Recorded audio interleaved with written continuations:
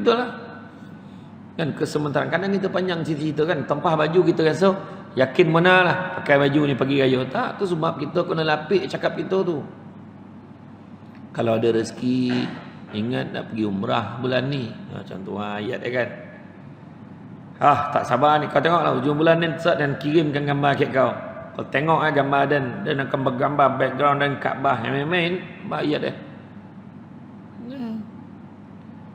Seminggu sebelum koma, jago-jago dah habis waktu. Contoh. Macam hari tu kan ramai orang itu kan menyatakan penyesalannya hari tu dia boleh pergi, dia tak nak pergi. Masa PKP tu kan, syukur benar dah rasa kalau siapa yang dah pergi tu, siapa yang tak pergi, ya Allah mujur juga. Tuan-tuan perasan tak satu benda yang Allah tunjuk waktu PKP tu? Tengok tak live yang dekat Masjidil Haram tu? Ya. Orang luar tak boleh datang. Tapi orang Arab boleh pergi. Orang yang kat Makkah boleh pergi. Tapi kenapa tak ramai? Mana nak tunjuk selama ni yang ramai orang luar, bukan orang Makkah. Tuan-tuan perasan tak benda tu? Waktu dah dilonggarkan untuk umat, untuk apa? Untuk masyarakat situ, tak bagi. Tak ramai. Malahan pernah mak saya sekali tu, dia berbuat dengan orang Arab yang kat luar tu kan, korang ni dia menego kat luar, dia tak masuk dalam, tak pergi ke buat umrah ke buat haji. Kita orang dekat, bila-bila boleh pergi ayat dia. Sudah sampai ke sudah tak pergi. Tapi tuan-tuan, ada orang tu, orang Malaysia dia berapa ramai itu, dia kata menyesal sebab hari tu boleh pergi, dia tangguhkan pergi Paris dulu, pergi Korea dulu, pergi Thailand ada. Itu nantilah kata. Ya. Baiklah, siapa yang belum pergi umrah ni ada peluang pergilah. Kan? Belum pernah lagi saya dengar orang pergi umrah, pergi haji, balik tu dia tak nak pergi dah. Tak pernah dengar lah. Kebanyakan ni nak pergi, ya Allah nak pergi lagi, ya Allah. Yang risau mesti makbul. Kalau siapa cakap nak pergi lagi, insya-Allah Allah makbulkan. Yang hari tu setakat bulan Lapeh boleh buat umrah sekali je. Setakat bulan Lapeh. Sudah bayang dah sekali je. Boleh buat umrah sekali. Contohnya katalah hari ni hari Selasa, kita dijadualkan ambil umrah hari Khamis misalnya. Esok flight pagi contohlah. Tiba-tiba flight delay, malam besok pun naik flight. Sampai sana dah terlepas waktu umrah tu, maka tak boleh buat umrah. Kau pergilah ziarah je. Pergilah semayang je dalam tu. Tapi yang terbaru dah boleh dah. Ini berita yang terkini. Hari tu dah lah macam tu. Tu yang kita nasihatkan masuk Madinah dulu. Takut terlepas waktu umrah kan. Masuk Madinah dulu, kemudian baru pergi Jeddah. Tapi alhamdulillah sekarang dah boleh. Bila kita dah habis tu, kita boleh daftar terus. Habis je, kita boleh daftar nak buat umrah lagi. Maka dia akan bagi date, dan masa pukul berapa. Jadi boleh lah. Dia macam MySejahtera jugalah. Tapi kita kena booking lah. Jadi dia akan bagi. Dan alhamdulillah kita pun dapat makluman yang terkini. Airport Madinah pun dah buka. Alhamdulillah. Dan ziarah pun nampak dah boleh dah. Itu sebabnya saya nasihatkan siapa yang nak pergi, kalau nak pergi musim sejuk adalah boleh pergi ni, tak ada masalah pun. Cuma siapa yang nak pergi, paling cantik sekali tahun depan lah. Sebab apa? Saya jangka lah bulan 12 ni akan ada lagi peraturan-peraturan baru yang akan dikeluarkan. Macam hari tu mula-mula tu 14 hari kuarantin sampai sini. Yang terbaru sekarang ni 7 hari. InsyaAllah mudah-mudahan kurang lagi. Setakat ni upacara menjolok hidung tu masih berlangsung. Itu yang tak terdaya tu. Dah tak balance. Sengit jalan dah kan. Macam mana kan? Itulah dia. Yang saya difahamkan lah, yang ambil Sinovac kena ambil satu lagi booster. Yang Pfizer okey, tak ada masalah. Kan? Tapi 6 bulan. Pfizer dan juga AstraZeneca. Dan sekarang ni yang bagus juga hikmah dia, dekat Sanun, dekat bilik tak ada lagi dah duduk ramai-ramai. Bilik kebanyakan 2 orang. Melainkan permintaan kalau family kita bagi 4 orang. Yang nanti boleh ambil flyer sikit luar tu kan.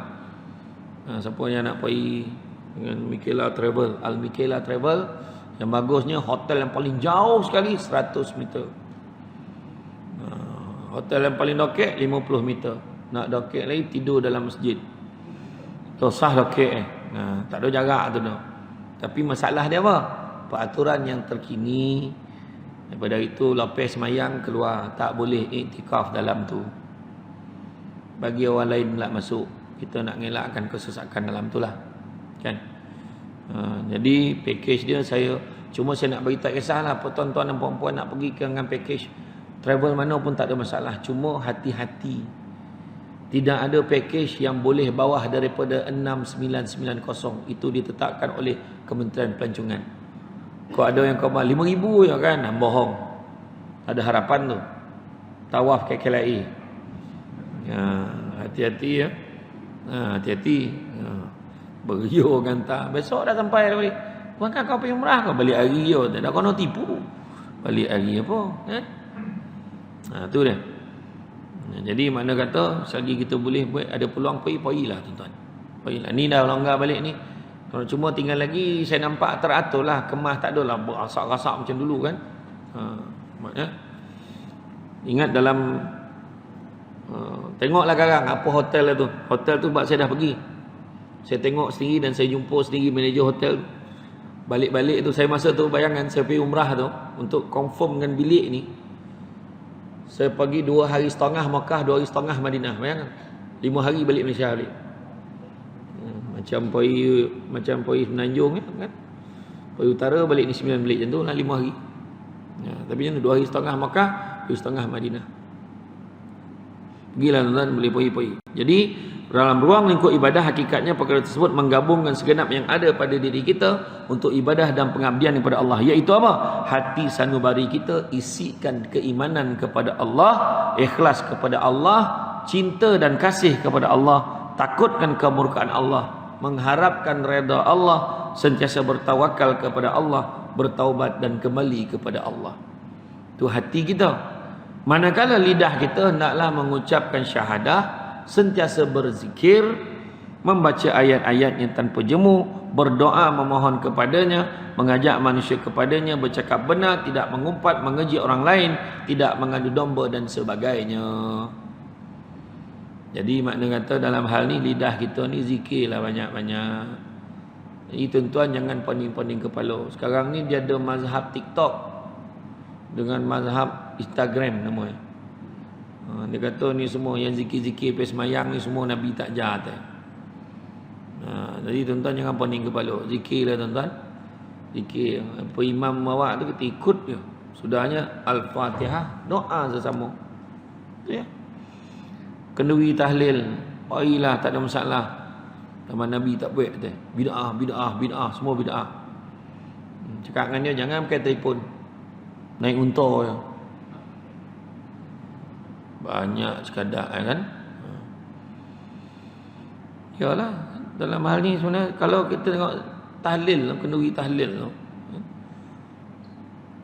Bila kita duduk dalam kenduri tahlil tu, kita berzikir. La ilaha illallah, la ilaha illallah. Duduk seorang-seorang belum tentu lagi buat. Kan? Kalau buat pun tak banyak lah. La ilaha illallah tu lah sekotul. Dia tengah marah tu lepek sekotul tu lah. Kan? Jadi kat situ la ilaha illallah. Dapat tuan-tuan pergi pondok Seremban kan. Pergi imam-imam Seremban ni tak ada sisikin tau. Siapa pernah pergi kenduri kat Seremban tengok lah. La ilaha illallah 1000 kali balun. Dah hilang-hilang lutut baru doa. Macam tu. Ya. Betul. Kan? Sebab kata arwah mufti tu, Syekh Murtada dulu kata, pebondo zikir sikit-sikit. Tak berbaloi lah udang galah dapur tu. Kan? Iyo, tukang masak yang masak pun tak habis konek ni. Dah doa. Lah, dah makan dah. Tak ada lah, bukan tu lah sebabnya. Cuma kita zikir lah banyak-banyak. Kan? Itu lidah. Yang ketiganya, anggota badan kita hendaklah dihiasi dengan amal soleh. Seperti solat fardu, solat sunat, puasa fardu, puasa sunat, zakat, sedekah, wakaf, haji, umrah, jihad, dakwah, menolong orang susah dan sebagainya. Jadi ada orang tanya mana satu yang betul? Ada orang cakap cari kebahagiaan dunia, jangan lupa akhirat. Yang satu lagi kata cari akhirat, jangan lupa dunia. Mana satu? Maka jawapannya Allah Ta'ala berfirman, dan carilah apa yang dianugerahkan Allah kepadamu, kebahagiaan negeri akhirat, dan janganlah kamu melupakan bahagianmu dari kenikmatan duniawi, dan berbuat baiklah kepada orang lain sebagaimana Allah telah berbuat baik kepadamu, dan janganlah kamu berbuat kerosakan di muka bumi, sesungguhnya Allah tidak menyukai orang-orang yang berbuat kerosakan. Surah Al-Qasas ayat yang ke-77. Kalau kita baca lah kan dalam surah Asy-Syura ayat yang ke-20 kan, Allah Ta'ala beritahu, barang siapa yang mengejar keberuntungan dunia, barang siapa yang mengejarkan keberuntungan akhirat, nescaya kami akan tambahkan keberuntungannya itu. Maknanya dunia pun dapat. Siapa kejar akhirat, dunia pun dapat. Tapi barang siapa yang mengejar keberuntungan dunia, nescaya kami akan berikan sebahagian sahaja daripada keuntungan dunia itu, malahan tidak akan ada satu bahagian pun untuknya di akhirat kelak. Mana satu? Maknanya kerja akhirat, dunia pun dapat. Tuan-tuan datang ni dapat dunia, dapat. Risau. Balik kan dah siap, balik rumah. Dah siap nasi nak. Lauk kotam masih bila balik ni? Alah memang dah ada bang. Bang, rezeki. Ada dunia pun dapat. Kan? Baru terbayang tadi tengah sujud tadi, baru terbayang king crab. Kan? Balik dapat crab jadilah, bukan king dapat queen crab tak apalah. Kan son of crab jadilah. Tak apa. Makna kata nak menunjukkan kepada kita Allah Ta'ala suruh kita kerja akhirat. Tu jawapan Allah dah bagi. Dan memang tabiat manusia tak pernah puas dengan apa yang dimilikinya, selalu saja nak memiliki lebih dari sekadar yang dimilikinya saat ini. Dunia memang akan terus menggoda siapa saja yang berada di dalamnya. Betul, semua sementara. Tapi kita nak benar kerja kan, nak benar kereta, dan nak benar kereta tu sekali dah balik duduk dalam kereta tu, mulalah rasah gelisah setelah bayaran kali pertama dibuat. Ya. Sementara rumah besar lawak, Putrajaya, Prisin. Kan kali berlambak rumah lagi banyak naik kan. Banyak rumah baru. Mana tak ada mana. Itu harta. Kan? Tu belum cerita jawatan, pangkat lagi sementara. Tonton bayangkan pilihan raya tu. Satu kali colop, tiga Perdana Menteri dapat macam. Kan? Jimat masuk. Kan? Main-main. Tuan-tuan, poning tak poning. Kan? Allah Ta'ala tunjuk kat kita. Ya. Tu bukan buat gitu. Poning. Dia tak belajar tau. Dia kan Nabi kata, orang yang cerdik, dia tidak akan membenarkan dirinya jatuh ke dalam lubang yang sama 2 kali. Nabi kata dah.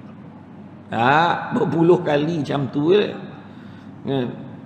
Tak tahulah tuan-tuan, saya punya pandangan macam tu lah. Itu bukan cakap sesiapa, tapi secara umumnya macam tu lah hakikatnya kan. Ketua kampung pun bertukar sementara, menteri bertukar, menteri besar bertukar, semua bertukar, wakil rakyat pun bertukar. Nak cakap apa? Jawatan jadi pengarah, tiba-tiba dah duduk belakang sekali, pencen kan. Dulu pun main kan pangkat. Saya Samsul debat dulu, pengarah undang-undang main-main. Azan. Ya, sambung balik. Jadi saya pun dulu pernah jadi pengarah, masuk di pengarah kan. Di pengarah, tapi sampai masuk pencen. Dapat kad pesara. Punya kat hotel dapat 10% diskaun. Kan? Jadi sementara masa mula-mula kerja tu rasa lama lagi ni jadi pengarah ni, tak. Sampai masuk kita lepas jawatan kita. Kan? Dah sibuk benar ceramah, pilih, kono pilih tak dapat baik dah. Tak boleh tamat ambil dua-dua dah. Sudah lepaskan satu. Kan? Jadi alhamdulillah kan? Alhamdulillah kan, sebenarnya kita ni hidup ni kalau kita sadarlah semua tu sementara, kita beruntung. Maknanya kita ni setidak-tidaknya keuntungannya kita tidak terpedaya dengan apa yang ditawarkan oleh dunia kepada kita.